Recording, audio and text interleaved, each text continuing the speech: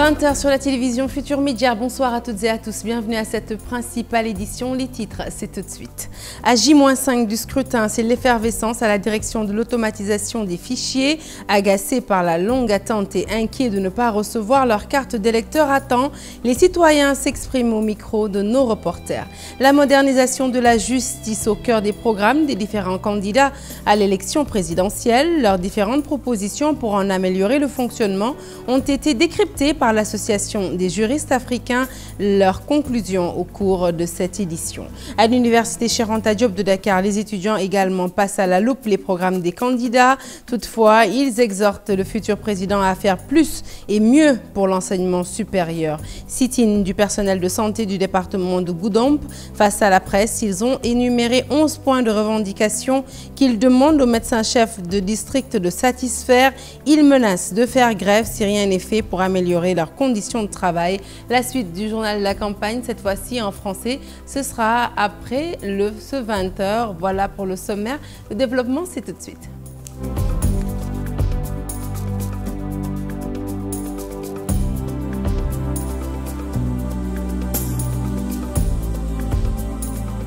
Rebonsoir à tous. À J-5 du scrutin présidentiel, c'est le grand rush à la direction de l'automatisation des fichiers. Nombreux sont les citoyens qui se bousculent au portail pour tenter de récupérer leur carte d'électeur. Ces derniers, sur le qui-vive, espèrent qu'ils pourront accomplir leurs devoirs citoyens le jour du scrutin. Les détails, c'est avec Aline Gueye.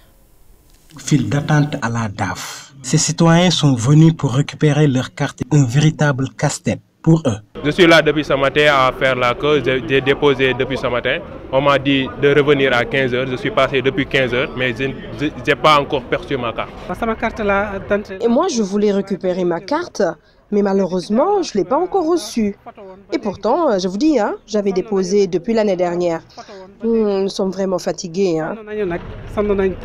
Par contre, d'autres ont reçu leurs pièces tranquillement. Je récupère ma carte, oui. Sans aucune difficulté? Non, sans aucune difficulté.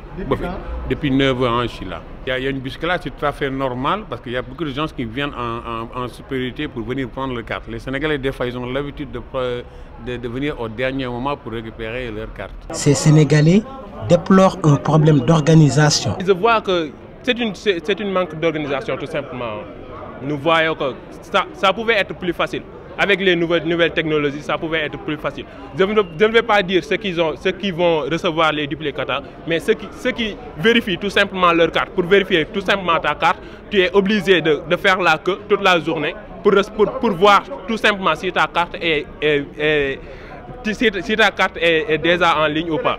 À quelques jours du scrutin présidentiel, la direction de l'autonomisation des fichiers ne désemplit pas. Beaucoup de citoyens veulent avoir leur carte d'identité pour pouvoir accomplir leurs devoirs civiques le jour J. Et parce que la modernisation de la justice occupe une place prépondérante dans les programmes des différents candidats à l'élection présidentielle du 24 février prochain, l'Association des juristes africains se penche sur la question. Elle vient de passer à la loupe les différentes propositions des challengers dans ce domaine et espère bien que des solutions seront trouvées aux impairs qui entravent le bon fonctionnement de la justice. Reportage de Thiorombar Ndiaye. Ce sont les questions liées à la justice au Sénégal. En cette veille d'élection présidentielle, les candidats sont appelés à répondre aux interpellations de l'Association des juristes africains. Pour le candidat Maître Madi Kenyon, l'indépendance de la magistrature, l'accessibilité de la justice, entre autres revendications, sont des points incontournables pour répondre à l'attente de bon nombre de citoyens. C'est un pilier fondamental de l'organisation d'une société. Parce qu'il y va de la protection des libertés et des droits des individus. Et d'ailleurs, le projet de société de notre candidat commence par démocratie et les libertés. C'est important. Parler de démocratie et de libertés, mais si ces principes et valeurs ne sont pas protégés par la justice aussi, il ne peut pas avoir de valeur. Pour le candidat sortant, des efforts sont fournis pour le bien du justiciable. La question notamment de la qualité du service public de la justice est quelque chose qu'il faut améliorer tous les jours. Mais sur les cas de longue détention que nous avons au Sénégal, aujourd'hui il faut dire que ce qu'on appelle longue détention, c'est souvent en matière criminelle. Parce qu'en matière délictuelle, il n'y a pas de longue détention. Mais pour le cas de l'indemnisation, la loi le prévoit. Aujourd'hui, lorsqu'il y a non-lieu ou relax, il peut y avoir une indemnisation. Au Sénégal, le fonctionnement de la justice est décrié. Des revendications auxquelles les candidats interpellés par l'Association des juristes africains souhaitent régler une fois élus. Allez, direction à présent l'université Cheikh Anta Diop de Dakar et plus précisément la faculté des lettres et sciences humaines. Sur place, les étudiants exhortent le futur président à faire davantage pour l'enseignement supérieur. Moustapha Ba est président de la faculté des lettres et sciences humaines. Il est au micro d'Aïssatou Gueiba. Nous avons pensé lancer un message à tous les candidats à la présidentielle du 24 février 2019. De venir nous proposer ou bien nous exposer leur programme pour l'enseignement supérieur du Sénégal. Et également nous dire qu'est-ce qu'ils pensent de ce système et qu'est-ce qu'ils nous proposent une fois que quelqu'un d'eux a eu la chance d'être élu président de ce pays-là et que le peuple lui ait fait confiance. Qu'est-ce qu'ils pensent pour nous en tant que jeunes, en tant qu'étudiants de ce pays-là, qu'est-ce qu'ils nous proposent? À présent, ce communiqué du Conseil national de régulation de l'audiovisuel, le CNRA, qui précise qu'il n'accorde aucune autorisation dans le sens de l'organisation d'un débat par les chaînes de radio ou de télévision. Le Conseil estime qu'elles ne sont pas habilitées à diffuser une telle émission dans le cadre de la présente campagne électorale.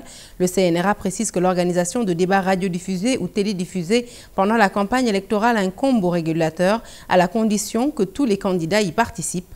Le CNRA convoque l'article L130 du Code électoral et l'article 8 de la loi 2006-04 du 4 janvier 2006, l'importante création du Conseil avec la prérogative de fixer les règles qui régissent la production, la programmation et la diffusion d'émissions pendant les campagnes électorales et l'article L0130 du Code électoral qui confère au CNRA la prérogative d'organiser des débats radiodiffusés ou télévisés contradictoires qui permettent l'intervention de chaque candidat. La violence observée ces derniers jours au sein des campus universitaires inquiète les étudiants de la faculté des lettres et sciences humaines. Au micro de nos reporters, les pensionnaires du LUCAT appellent leur père au calme. Nous les retrouvons toujours dans ce reportage d'Aïssatou Gueiba. Après les nombreux cas de violence notés entre étudiants au sein des universités, ces étudiants de la faculté des lettres déplorent cette situation. Nous condamnons fermement l'amicale de la faculté des lettres et sciences humaines. À convocation d'abord, c'est la paix. Nous appelons à la paix, nous appelons également à la retenue. Nous appelons à ce que les étudiants se solidarisent entre eux.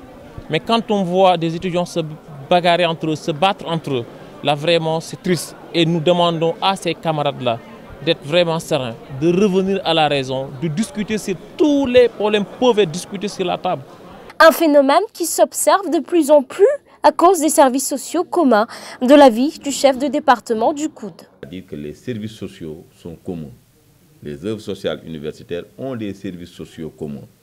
Qu'est-ce que cela veut dire? Cela veut dire que l'étudiant qui est par exemple ici à Dakar, étudiant de la faculté de lettres, il peut manger dans les restaurants qui sont dans la grande cité, il peut également manger dans les restaurants qui sont dans les campus annexes, c'est-à-dire à Claudel, à l'ESP, à l'NCTP, à l'ESEA et à la FASTEF.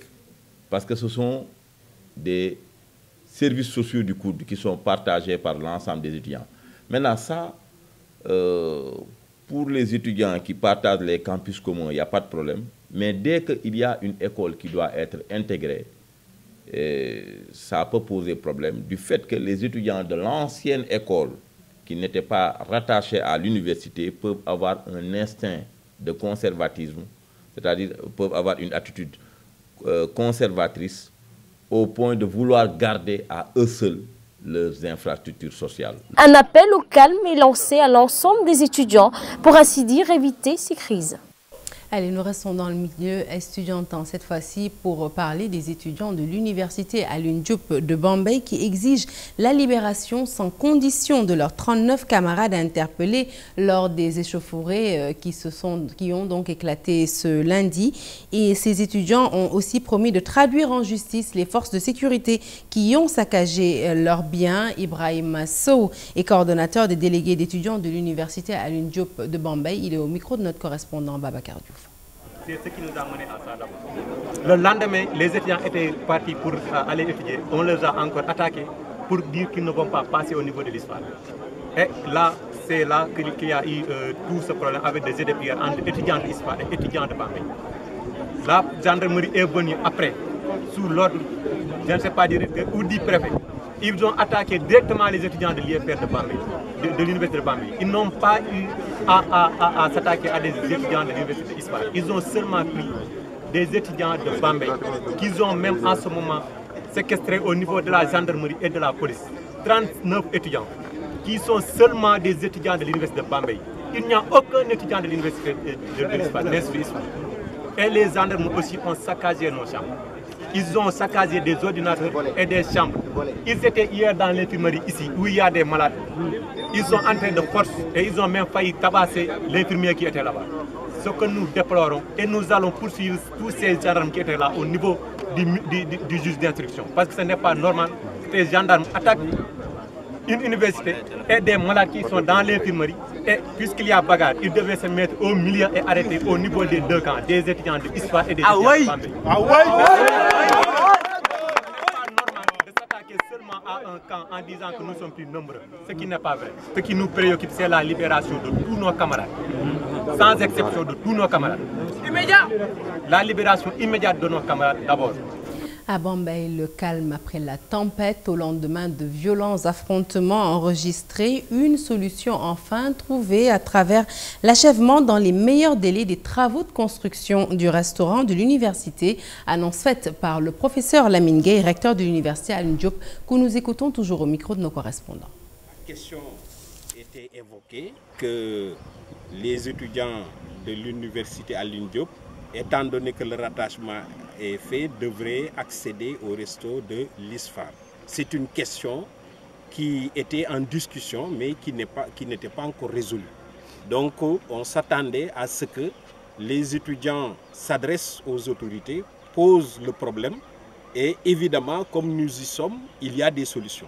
Cependant, ce rattachement qui revêt plusieurs étapes, on ne peut pas se réveiller et achever cela. C'est pourquoi nous avions dit aux étudiants, depuis que ça a été évoqué, qu'on est en train de trouver une solution, mais pour l'instant, gardons le statu quo. Juste l'ISFAR prend moins de temps que l'accès à nos restos où nous avons quand même maintenant 4000 étudiants. Donc, nous sommes sur l'urgence de rendre ce restaurant fonctionnel. Le directeur du CROUS y travaille avec la direction des constructions. Dès demain, il y aura une mission du ministère ici pour voir avec le directeur du CROUS comment aménager une salle, l'équiper, ce qui enlèvera cette difficulté. Et puis de Bambey, nous mettons cap sur Sédhiou, sit-in du personnel de santé du département de Goudomp. Face à la presse, ils ont énuméré 11 points de revendication qu'ils demandent aux médecins chefs de district sanitaire de satisfaire. Ce personnel de santé menace de faire une grève à l'échelle régionale si rien n'est fait pour accéder à leurs demandes. Les détails, c'est avec Bakary Conté. Entre le médecin-chef du district sanitaire de Goudomp et les agents de santé du département de Goudomp, infirmiers, sages-femmes, ASC et techniciens, tous exigent le respect des accords, au total 11 points. Depuis le 14 janvier 2018, on avait déposé un préavis de grève qui s'articulait autour de 11 points. Mais sur ces 11 points, on a vu qu'il n'y avait pas eu de satisfaction sur les 11 points. Donc il n'y a pas eu de satisfaction sur ces 11 points. Et il y a aussi certains problèmes qu'on a notés par rapport à la gestion, une des gestions nébuleuses du district. Et ça s'ajoute aussi par rapport à des menaces qui sont proférées à l'endroit de nos collègues qui sont les chargés de traitement, même à la destitution des responsables de programme. Et on peut aussi noter aussi l'absence de comité et de cadre de concertation. Cette comité et cadre de concertation qui nous permet dans le district de prendre des décisions à l'amiable et d'écouter tout un chacun. Mais on a vu que depuis l'arrivée du MCD, ça fait maintenant 9 mois.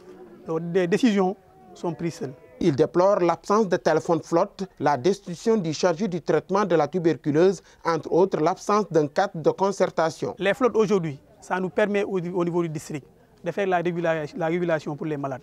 Aujourd'hui, supposons un poste de santé qui est à plus de 20 km au niveau du poste. Il n'y a pas de médecin. C'est l'infirmier qui est là-bas. Il n'y a pas la prise en charge, ils n'ont pas d'ambulance. Ils appellent au niveau du centre de santé, on régule. Donc tu peux appeler un médecin, tu lui présentes le malade, il te dit que tu fais ça et tu commences ce protocole de traitement avant même que l'ambulance arrive. Mais on a vu que depuis lors, ces flottes ne sont plus à l'ordre du jour. C'est plus fonctionnel.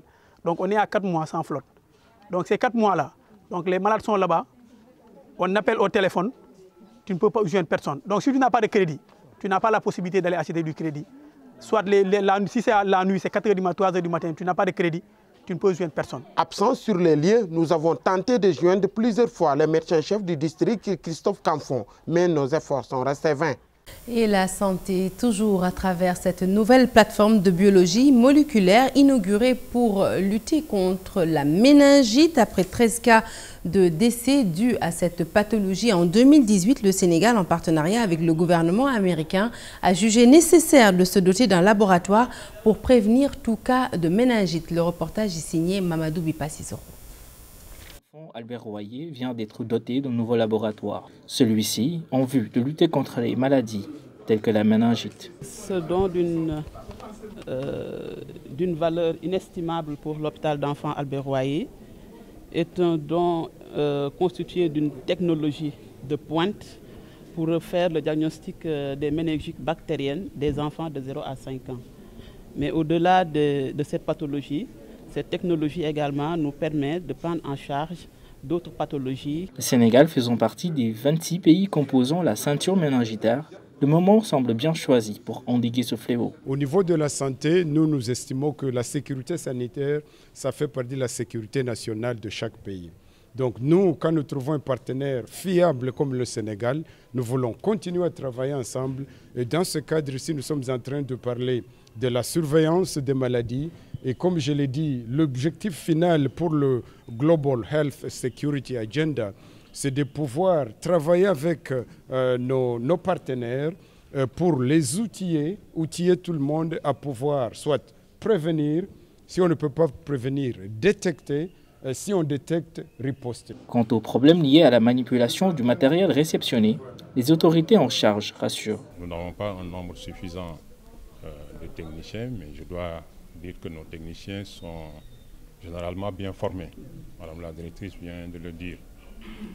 Le professeur Mboup a bien indiqué tout l'appui technique qu'il est prêt à apporter pour que ce centre-là, ce labo soit une référence au Sénégal, mais aussi dans la sous-région. Ce don de matériel consolide le partenariat qui lie le gouvernement sénégalais à celui des États-Unis, surtout dans le domaine de la santé. Allez, un mot de sport avant de boucler cette édition, et c'est du basket pour parler du tournoi qualificatif au Mondial 2019. L'équipe nationale du Sénégal est en plein dans sa préparation à Dakar Arena avant de rallier Abidjan, ville hôte du tournoi. Les Lions n'ont besoin que d'une victoire pour décrocher leur qualification, mais ils comptent remporter leurs 3 rencontres d'après Jules Richard Aou et Babacar Touré qui retrouvent la tanière avec plein d'envie. Ils l'ont fait savoir au micro de Cher Saleh Boudiara. Avec beaucoup de plaisir que je retrouve la sélection. Disons que la plupart des joueurs, on a tous la même mentalité, c'est-à-dire d'aller faire un bon résultat à Abidjan. Donc l'état d'esprit est bon, on est serein. Je pense que le groupe a vraiment du potentiel. J'étais dans mon coin et puis je pense que l'opportunité s'est présentée, donc ils ont fait appel à moi. Donc, disons que c'est une énorme surprise quand même. Ce que le coach me demandera de faire, je le ferai. Donc moi je suis là pour faire tout ce que le coach me dit de faire. À mon expérience, si je peux aider dans tous les domaines, je suis là pour le faire. Parce que j'ai déjà été dans cette sélection, maintenant ça fait un moment que je n'avais plus remis les pieds ici. Je suis là maintenant, je vais essayer donner tout mon possible pour faire partie du groupe. Certes, il manque juste une victoire, mais nous, on va essayer de gagner tous les matchs. Voilà, on va aller là-bas pour défendre les couleurs du Sénégal et essayer de gagner tous les matchs. Effectivement, j'ai discuté avec le coach. Il a dit que tous les joueurs étaient au même pied d'égalité. Maintenant, la réalité, c'est sur le terrain. Et moi, j'aime ça. Je vais me donner les moyens d'être dans le groupe et mettre toutes les chances de mon côté. De l'abnégation, être des combattants sur le terrain, tout donner sans réfléchir. Fin de cette édition, merci de l'avoir suivi. Prochain rendez-vous de l'information, le tout en images et la suite, c'est tout de suite dans Soir de campagne avec Chérif.